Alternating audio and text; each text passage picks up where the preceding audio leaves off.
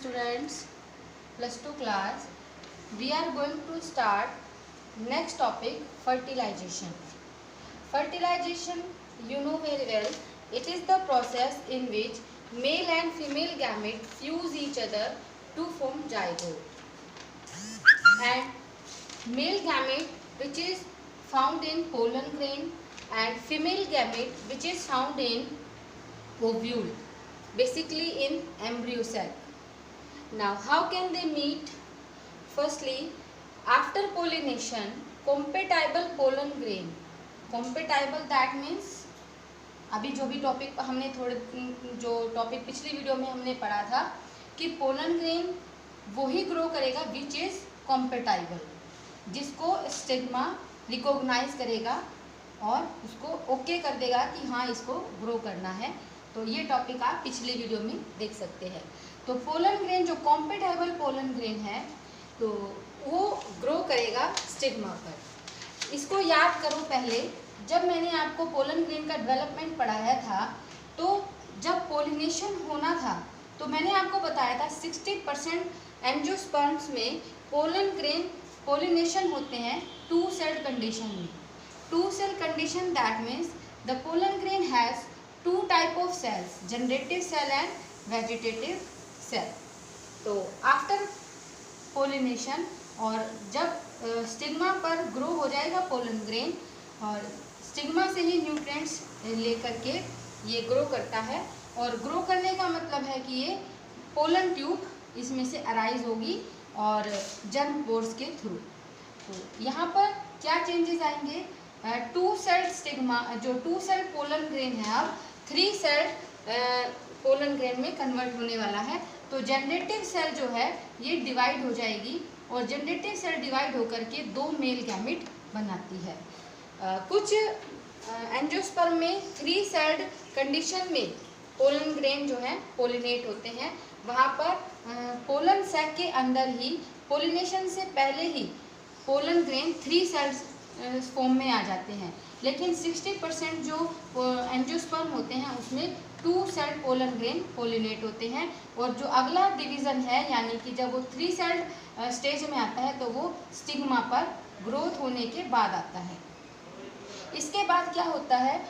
Pollen tube arise होती है और पोलन ट्यूब अराइज होने के बाद पोलन ग्रेन का जितना भी कंटेंट है वो सभी पोलन ट्यूब के साथ आगे बढ़ने लगता है और पूरा कंटेंट जैसे कि उसमें 3 तो सेल हैं, एक वेजिटेटिव सेल है और 2 मेल गैमेट और साथ में जितना साइटोप्लाज्मिक कंटेंट है वो सभी का सभी पोलन ट्यूब में ऊपर से नीचे की तरफ चलता है। जैसे आप छोटी क्लासेस में कभी पढ़ते थे तो उसमें आपने देखा था यहाँ पर जैसे पोलन ग्रेन ऐसे मूव कर रहा है तो इस तरह से पोलन ट्यूब है।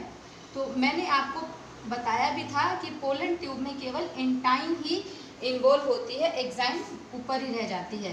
तो जितना भी कंटेंट है जिसमें 2 तो मेल गैमेट है और एक वेजिटेटिव जो सेल है वो इस तरह से आगे बढ़ती है। और यहाँ पर आपने ओव्यूल का स्ट्रक्चर पढ़ा था, ओव्यूल के अंदर एम्ब्रियो सेक, तो यहाँ पर इसको आना है और ये इस तरह से इस तक पहुँचती है।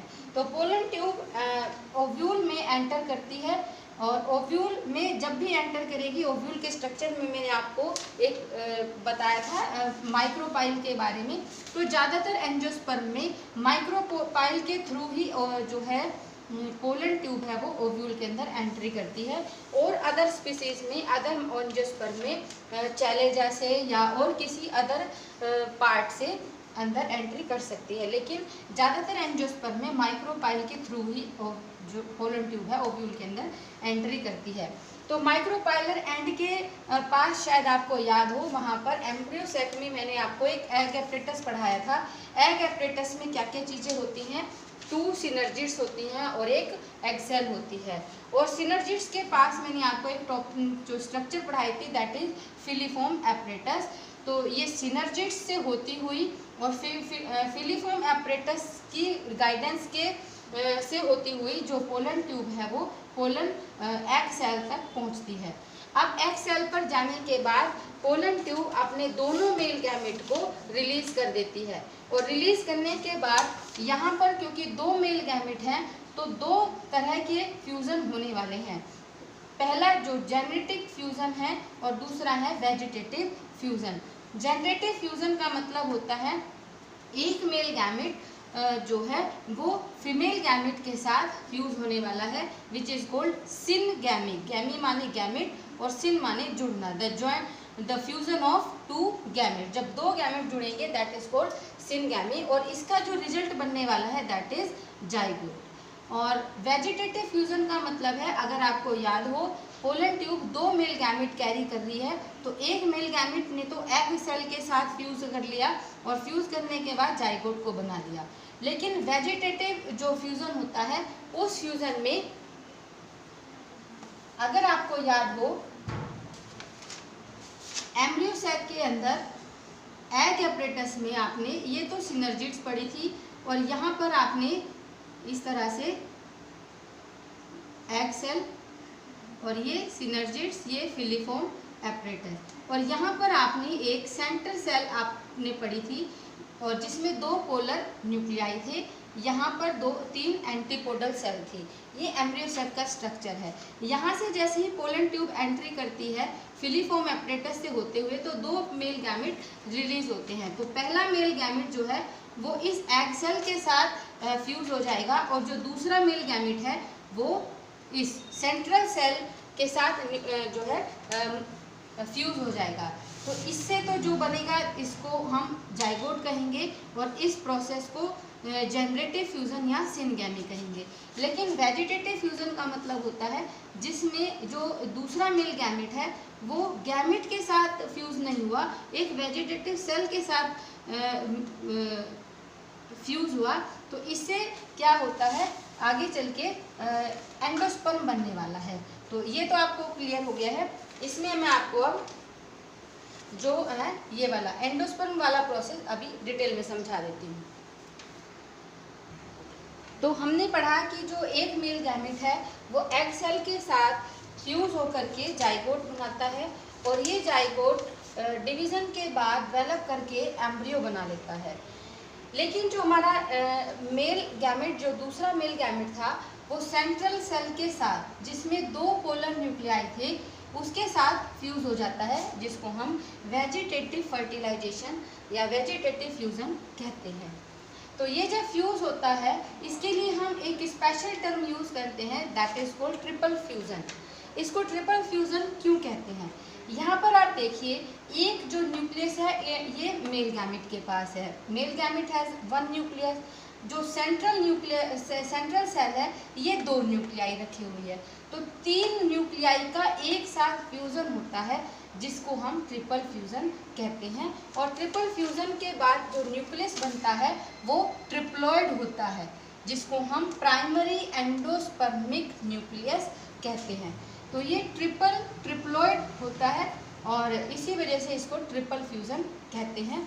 और तो जब ये फ्यूज होता है तो एक सेल बनती है जिसका नाम है PEC, that means primary endospermic cell. इसके बाद ये सेल आगे जो है डेवलप करके एंडोस्पर्म को बनाती है, और ये एंडोस्पर्म करता क्या है, एंडोस्पर्म जो है बाद में न्यूट्रिशन प्रोवाइड करेगा।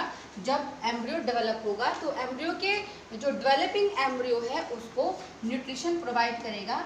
तो ये हम अब आगे जब फर्टिलाइजेशन का टॉपिक पढ़ेंगे तो हमारा जो नेक्स्ट टॉपिक होगा वो पोस्ट फर्टिलाइजेशन इवेंट होगा, जिसमें हम development of endosperm, development of embryo, तो ये सब हम पढ़ने वाले हैं। इससे पहले कि हम अगला टॉपिक पढ़ें, हम एक टर्म पढ़ेंगे that is called double fertilization. Double fertilization का मतलब क्या होता है? It is discovered by Nawaschin in 1898। तो ये एक यूनिक फीचर है एंजियोस्पर्म का, और इसमें क्या होता है, लेकिन कुछ फैमिलीज़ हैं जिसमें ये डबल फर्टिलाइजेशन नहीं होता, लेकिन मोस्टली जो एंजियोस्पर्म है उसमें डबल फर्टिलाइजेशन होता है। एक्चुअली ये क्या है डबल फर्टिलाइजेशन? डबल माने दो बार। अभी आपने यहाँ पे फर्टिलाइजेशन में पढ़ा कि एक फर्टिलाइजेशन यानी कि सिनगैमी हुई, जिसमें एक मेल गैमेट जो है फीमेल गैमेट के साथ फ्यूज हो रहा है, तो एक फर्टिलाइजेशन तो वो हो गया, लेकिन जो दूसरा फर्टिलाइजेशन हुआ जिसमें एक दूसरे मेल गैमेट ने सेंट्रल सेल के साथ ट्रिपल फ्यूजन किया, तो 2 बार फर्टिलाइजेशन हुआ, तो इसी प्रोसेस को डबल फर्टिलाइजेशन कहते हैं, जिसमें जो मेल गैमेट्स हैं उनका 2 बार फ्यूजन होता है, एक फीमेल गैमेट के साथ और दूसरा सेंट्रल सेल के साथ। तो इस तरह इस प्रोसेस को डबल फर्टिलाइजेशन कहते हैं। तो जो अब हमारा नेक्स्ट टॉपिक होगा वो होगा पोस्ट फर्टिलाइजेशन इवेंट।